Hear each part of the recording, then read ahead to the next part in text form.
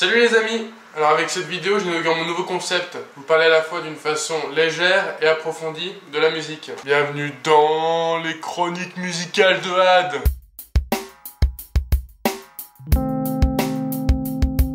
Et alors comme c'est la première vidéo, j'ai choisi le thème tout seul. Mais les prochaines à sortir traiteront du thème que vous aurez choisi en votant sur la page Facebook des chroniques musicales. Donc aujourd'hui on va écouter un peu de Led Zeppelin, un groupe pas très connu que j'apprécie pas mal. Alors Led Zeppelin ou encore Led Zepp, qu'est-ce que c'est? Led Zeppelin est un groupe de hard rock formé en 1968, connu pour des tubes tels que Stairway to Heaven,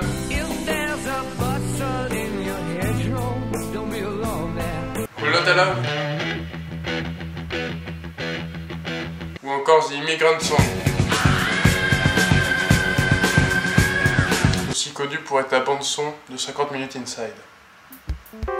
Mais qui sont-ce, me direz-vous? Dans ce groupe, on retrouve 4 membres, dont les noms font encore trembler les plaques tectoniques. Alors, les gros riffs de guitare que vous entendez dans vos oreilles proviennent du fantastique, magnifique, extraordinaire Jimmy Page, qui reste pour moi un des plus grands guitaristes au monde. Ouais, je le marque sur l'écran, ça rend le truc un peu plus puissant, tu vois.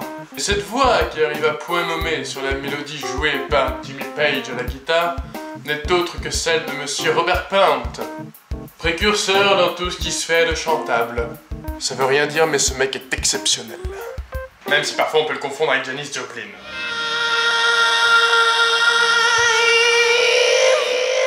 Mais bon, parfois il fait des trucs chelous avec des gens chelous quand même. Ensuite vient le batteur, qui fut jadis le meilleur. John Bonham, autrement appelé Bonzo. Un tueur de tomes, si je puis dire. Malheureusement mort, étouffé dans son vomi. Je souhaite un bon appétit à tous ceux qui vont passer à table. D'ailleurs, si vous êtes amateur de solo de batterie, je vous conseille fortement d'aller écouter le morceau Moby Dick de Led Zeppelin, plus particulièrement le live. Et pour finir, on découvre le dernier membre de la formation Led Zeppelin, le plus timide, le moins mis en valeur. Vous savez, le mec à droite, là. Je vous parle bien entendu de John Paul Jones, le bassiste, très peu médiatisé par rapport aux 3 autres. Et pourtant, il le mérite. Rien que sur le morceau Rumble On, la ligne de basse est excellente.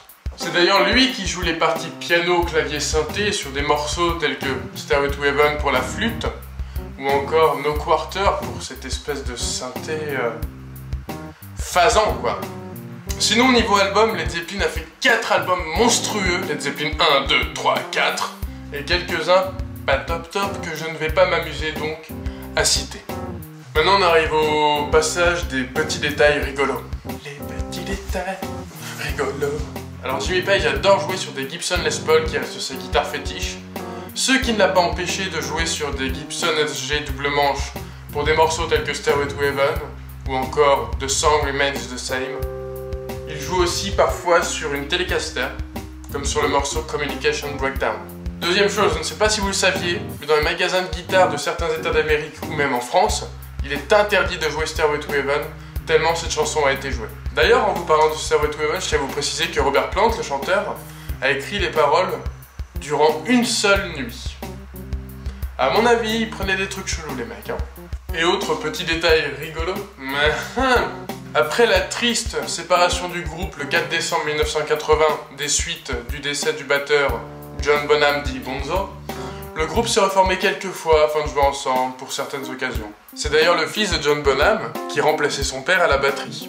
Avant-dernière anecdote, la dernière fois que Jimmy Page a joué sur scène, c'était le 24 août 2008 avec Leona Lewis pour la cérémonie de clôture des Jeux Olympiques de Pékin. Vous pouvez d'ailleurs retrouver Jimmy Page dans un documentaire qui s'appelle It Might Get Loud avec The Edge, guitariste de YouTube, merci, au revoir, et Jack White, très bon guitariste aussi et chanteur. Ce documentaire parle de l'histoire de la guitare et leur histoire avec la guitare. Et maintenant vient le moment de l'invité de la chronique. Je vous avais prévenu que pour le premier épisode, cet invité serait quelque peu étrange. Je vous laisse sans plus tarder le découvrir par vous-même.